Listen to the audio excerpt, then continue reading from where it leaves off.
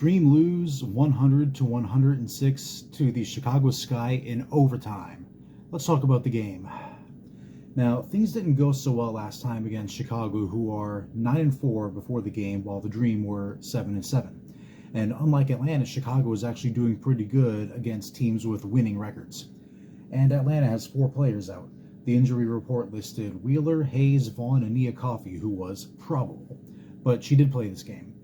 Now, Candace Parker, the real CP3 as we call her, she is out with a knee injury. She'll be filled in for by Azuré Stevens. To start the first, pretty good ball movement and aggression by both teams. Ryan Howard picks up 2 personal fouls just under halfway through the first, though. But she did match her point total versus the Sky in their last meeting, so hey, there's a silver lining there, right? Now, Asia Durr, or AD as people seem to be calling her, she's picking up right where she left off in her last game. She and Christy Wallace are complimenting Howard very well, helping her find the space that she needs. Speaking of space, Naz Hillman creates some of her own on offense, and she gets 2 key baskets. Shortly afterwards, she gets a steal, just snatches the pass right out of the air. Cheyenne Parker makes a beautiful block on defense just before the final buzzer. Sky lead 26-25. The Dream are shooting 52% from the floor, with 7 players recording at least 1 point. And they're doing a tremendous job of stopping the ball from going out of bounds, but they're still 0% on free throws. To start the second, Ryan Howard gets her 3rd foul. She's taken to the bench with Destiny Slocum filling in. It's still a pretty close game thanks largely to Ari McDonald stripping the ball at key moments. She, Parker, Wallace, and AD have been just absolutely tremendous on defense. Although the Sky are starting to run away with it, not completely dominating, at least not yet, but I think Ryan Howard is definitely missed. She's only played 4 minutes after all, and Rebecca Gardner is being left open far too much. Atlanta is also struggling in the layup department, something they have a history of doing. Chicago has sunk all 11 of their free throws, and Atlanta has 1 out of 7. 56-42 Sky lead at the half. Fortunately, to start the third, AD brings in some relief in the free throw department, hitting 3 of 4 to start the second half. Ryan Howard is back, and what a sight for sore eyes that is. Her missed 3-pointer, though, not so much. Chicago seemed to be fouling a little bit more, not something they want to do at this stage of the game. McDonald hit both of her 3 throws. Howard and AD pretty much come back to life at this point. They get the Dream a lot of consecutive baskets, trying to give the Dream some momentum. Hillman and Montprier are providing some really good secondary scoring, and on defense, they stop the Sky from scoring themselves for a few minutes. Not too long ago, Chicago was kind of running away with it, and now the Dream are within 5. It's a 15-2 run by the Atlanta Dream using their entire lineup here.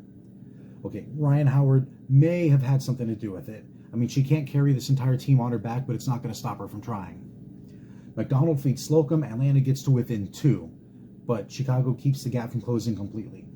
79-73 to end the third. Sky's still ahead, but now we have ourselves a ball game.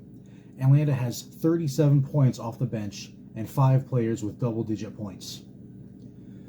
To start the fourth quarter, Parker collides with Courtney Vandersloot and comes down pretty hard on her knee. Fortunately, she stretches it out a little bit and is back in the game in no time. Crisis averted. Ryan Howard responds to that with a 3 and starts to give the shush sign to the Chicago bench. Her tripping game is quite a sight there. I really love it. AD just weaves through traffic and completes the layup.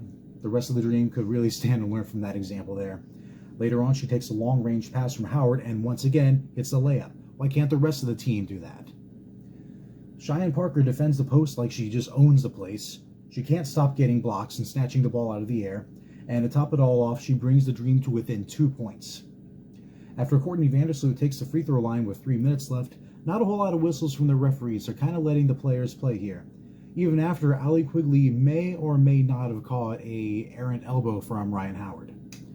With Naz Hillman's assist, Ari McDonald makes it a 1-point game.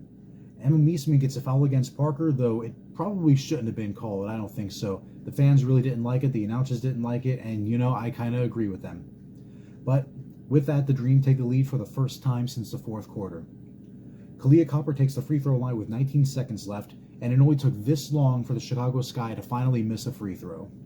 But on the second throw, she ties the game. Naz Hillman gets her last second shot blocked, and we're going to overtime. The first time the Atlanta Dream have gone to overtime this season. Chicago starts the attack a little bit early in overtime, getting twos and consecutive threes before AD is able to somewhat stop the bleeding. 106 to 100 is the final score. Dream lose for the fourth consecutive time. But even with this, they are so obviously improving. Like I keep saying, wait for Hayes to come back to this team and just see how far they can really go. And if anyone out there is still having a Rookie of the Year debate, why? In 19 minutes alone, Ryan Howard has 14 points. She was 6 for 8, 3 rebounds, 6 assists, 1 steal, 2 blocks. Ryan Howard, there, I solved the Rookie of the Year debate. You're welcome. The Dream may have let off the gas for a little bit, but they fought back and they fought hard. They were down by 18 at one point, and they forced overtime against the defending champions, no less, who are still playing like champions. Do not let their sub-500 record fool you. This team is not as bad as their record suggests. It's still a rebuild, but I guarantee you it is not going to last. The next game is Tuesday against the Wings. A lot of good memories of playing against them to start the season, and at home, no less. I'll see you then.